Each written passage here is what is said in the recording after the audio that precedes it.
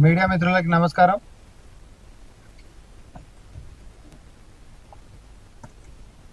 నిన్న కేంద్ర మంత్రి బీజేపీ నేత కిషన్ రెడ్డి గారు మాట్లాడుకుంటూ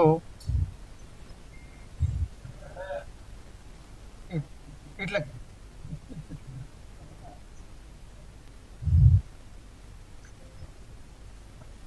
నిన్న కేంద్ర మంత్రి కిషన్ రెడ్డి గారు మాట్లాడుకుంటా మరి సింగరేణికి సంబంధించినటువంటి టెండర్ల ప్రక్రియలో ఉద్దేశపూర్వకంగానే బీఆర్ఎస్ మాటలకి, బీఆర్ఎస్ నేతల మాటలకి అడుగులకి మడుగులు వచ్చేటటువంటి కార్యక్రమాన్ని చేపట్టిండు. నిన్నటి వరకు మాత్రం బీఆర్ఎస్ పార్టీ అధికార ప్రతినిధి లెక్క వ్యవహరించాడు. నిన్న ఆయన మాటల్లో మరి మొన్నటి సంబంధించినటువంటి టెండర్లలోనంట మ్యాండేటరీ క్లాజ్ సైట్ విజిట్ అనేటటువంటి సైట్ విజిట్ సర్టిఫికేట్ అనేటటువంటిది మ్యాండేటరీ అనేటటువంటిది తెలంగాణలో మాత్రమే చేసిర్రు, అది దేశం మొత్తంలో ఎక్కడ కూడా లేదు, అది పెట్టినందుకే ఇబ్బంది వచ్చింది అనేటటువంటిది ఆయన మాట్లాడిండు. ఒక బీఆర్ఎస్ నేత అయినటువంటి హరీష్ రావు ఏమో సరే విచారణకు పిలిచిరు కాబట్టి ప్రభుత్వం మీద బురద చల్లాలి కాబట్టి ఒక అబద్ధం ఆడిందంటే అర్థం ఉంటుంది దానికైనా. ఆ అబద్ధంలో నిజమేందో అబద్ధమేందో నిన్న కూడా మనం మాట్లాడుకున్నాం. కానీ కేంద్ర మంత్రి స్థాయిలో ఉండి ఆ శాఖకి మంత్రి లెక్క ఉంటున్నటువంటి వ్యక్తి ఈ దేశ రాజధానిలో కూర్చొని బీఆర్ఎస్ పార్టీ వర్షన్ ని వకాలతు పుచ్చుకొని మాట్లాడినటువంటి తీరు మాత్రము సిగ్గుపడాల్సినటువంటి విషయం. ఎందుకంటే తెలంగాణ ప్రజలంతా గుడ్డి వాళ్ళ లెక్క కనిపించిండ్రా, లేకపోతే బీఆర్ఎస్ వాళ్ళు చెప్పినట్టు బీజేపీ వాళ్ళు కూడా మాట్లాడితే ఇదే నిజమని నమ్ముతారని అనుకుంటురా? నిన్న ఆయన ఏమన్నాడు, సైట్ విజిట్ సర్టిఫికేట్ అనేటటువంటిది అసలు తెలంగాణలో మాత్రమే పెట్టిండ్రు, దాంతో ఇదంతా వచ్చింది అని మాట్లాడిండ్రు. హరీష్ రావు గారు కూడా అదే మాట మాట్లాడినండి. ఇప్పుడు నేను మీ ముందుకి కొన్ని ఆధారాలు, అధికారిక పత్రాలు నేను తీసుకొని వచ్చిన, ఇవి రాష్ట్ర ప్రభుత్వంది కూడా కాదు, నేను మళ్ళీ చెప్తా ఉన్నా.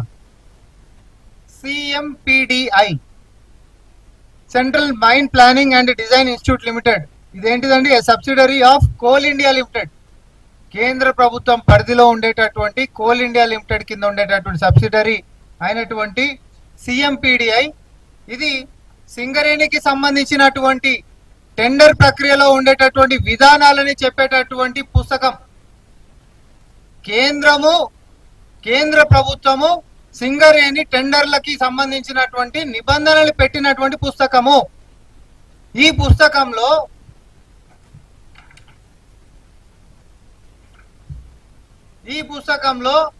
పేజ్ నంబర్ 24 ఏమని ఉంటది? నిబంధనలు నేను మాట్లాడుతుంది. ఇది ఎవరు పెట్టిండ్రు? కేంద్ర ప్రభుత్వం పెట్టినటువంటిది. ఏమని పెడుతుంది?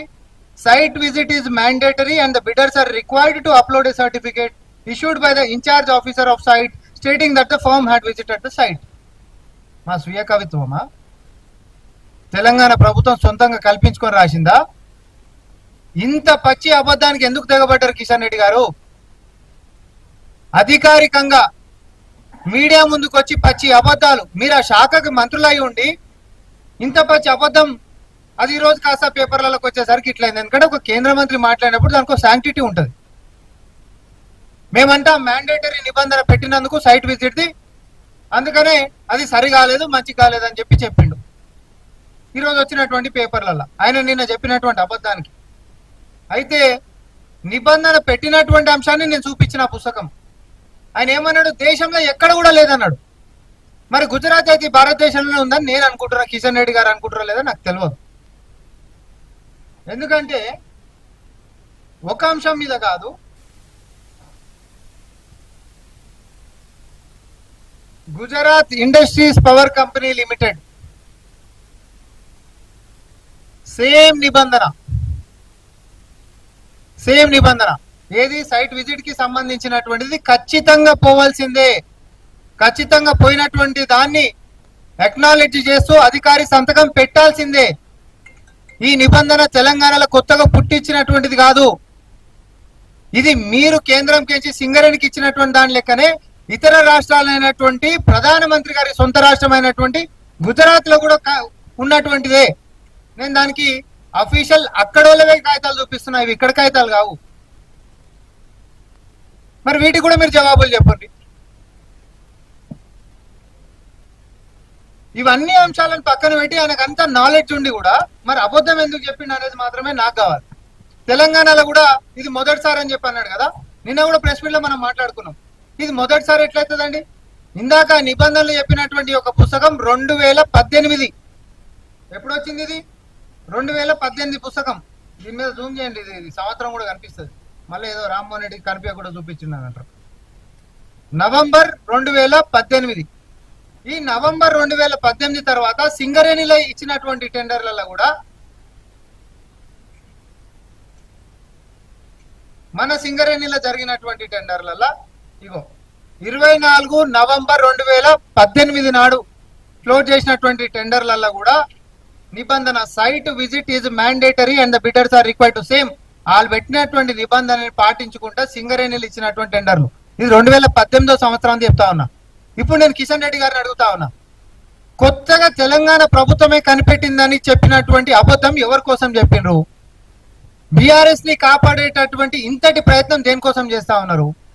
వాళ్ళంటే రేపొద్దున విచారణ ఎదుర్కొంటారు, కటకటాల పాలైతారేమో అనేటటువంటి భయంతో మా మీద అక్కసుతోటి అబద్ధాలు కక్కుతురు అని చెప్పి అనుకుందాం.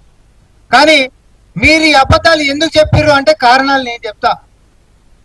మొదటి సంధి కూడా బీజేపీ అనేటటువంటిది 10 సంవత్సరాలల్లా బీఆర్ఎస్ పార్టీ నేతల మీద ఒక్క ఎఫ్ఐఆర్ కూడా ఫైల్ చేయలేదు. ఇంత అవినీతి జరిగినప్పుడు, కాళేశ్వరం అవినీతి జరిగినా, గొర్రెల కుంభకోణం జరిగినా, లేకపోతే ఇంకే ఫార్ములా ఈ జరిగినా, ఏవి జరిగినా ఒక్క ఎఫ్ఐఆర్ కూడా ఇప్పటి వరకు ఒక్క చర్య కూడా కేంద్ర ప్రభుత్వము బీఆర్ఎస్ నేతల మీద తీసుకోలేదు.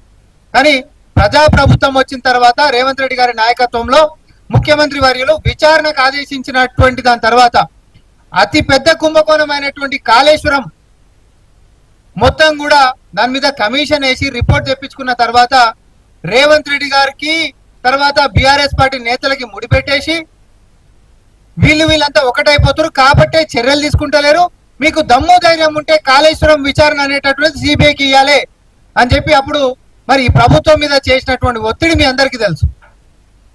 అప్పుడు మనం కూడా తెలిసేపు అనుకున్నాం, ఈ బీఆర్ఎస్ వాళ్ళు ఒకప్పుడు లేని టోన్ మాట్లాడుతారు, నిజంగానే ఏమైనా యాక్షన్ తీసుకుంటారేమో, వాళ్ళు తీసుకుంటేంది మనం తీసుకుంటే ఏంటిది, వాళ్ళు తీసుకుంటే కూడా మంచిదే కదా అని చెప్పి మరి ముఖ్యమంత్రి వర్యులు సెప్టెంబర్లో బీజేపీకి అంటే సిబిఐకి విచారణని అప్పచెప్పిండు కాళేశ్వరం కుంభకోణం మీద.